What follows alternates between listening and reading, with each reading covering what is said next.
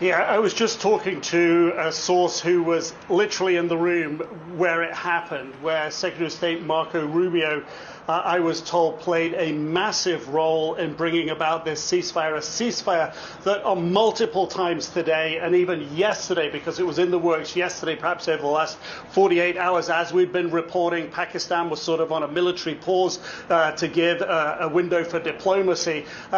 What I understand from this source is that that was blown out of the window early this morning when India attacked 3 air bases, one of them here in the capital, just on the outskirts of the capital.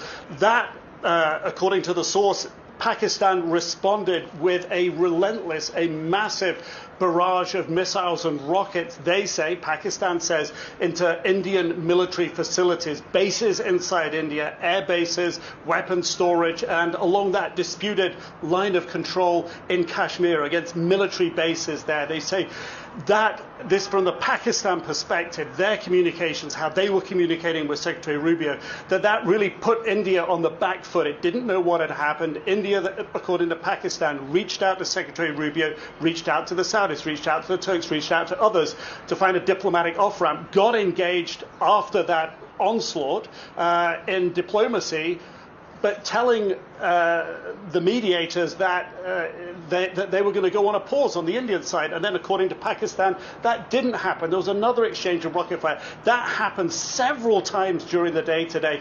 And it was only in the last couple of hours before this ceasefire came into effect, just about an hour or so ago, that there was enough of a pause to call it and say that this was real, that enough diplomacy and leverage had been put on both sides to get them to stop here. Now, the key issue for Pakistan going forward is water. India has still said it's cut off the water from those 3 vital rivers from the mountains in Kashmir, vital to Pakistan, existential to Pakistan. I said, what about that? And the source said, look, this is a ceasefire. Everything works out from there. But from the Pakistan perspective, they've been up all night. From the Indian perspective, they've been up all night. There was a lot of tiredness. There was a sense that they just wanted to get this done. Otherwise, in the words of this source, it would have just spiraled into something much worse. It was now or never, if you will. It was going to get a whole lot worse. So I think a sense of relief here, but a sense of whiplash too,